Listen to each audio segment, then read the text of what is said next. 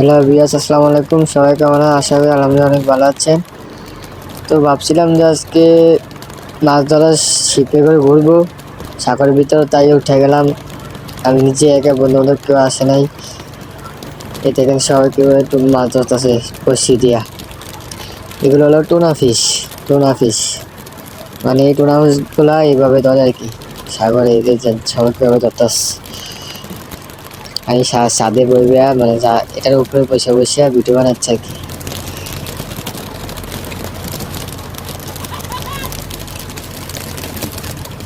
কত কতগুলো ধরে ফেলছে, আরো ধরবো।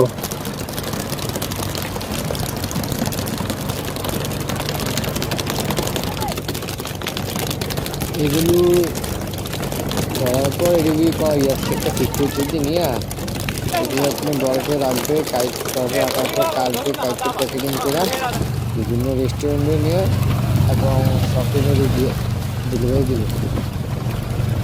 তাদের কাজ হলো এগুলো প্রতিনিয়ত কোনো ফিচারগুলো বড় জাহাজে থেকে আর প্রচুর এগুলো নিয়ে ডেলিভারি দিবে।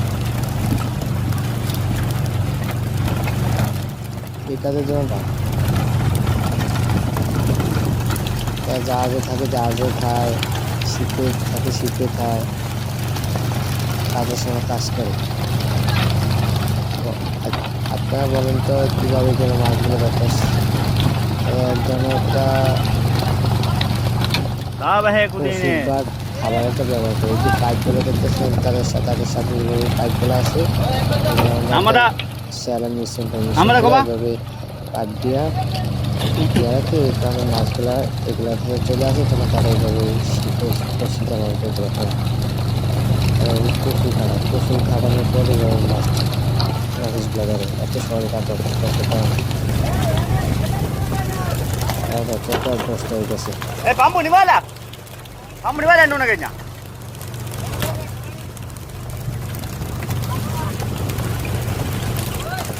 যতক্ষণ না তাদের করবো না ততটা থাকে, আর প্রতিদিন এই কাজগুলো করে।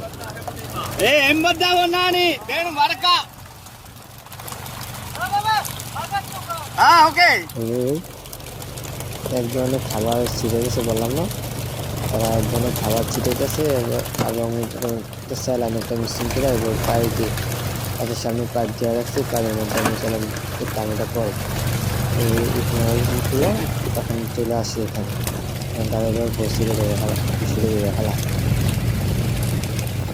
যখন তারা সেটা ফালায় না, তখন তারা মাছটা লাগবে, ঠাসটা টানবে, টানলে সাথে মাছটা উঠে আসে।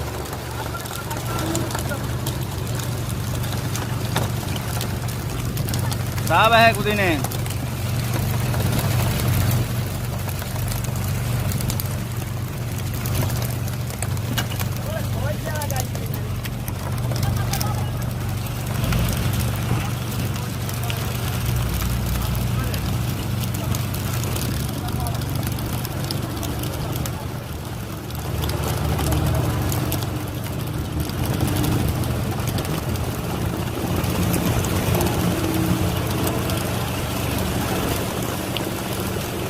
আশা করি ভিডিওটা অনেক ভালো লেগেছে। ভালো লাগলে লাইক করে শেয়ার করবেন।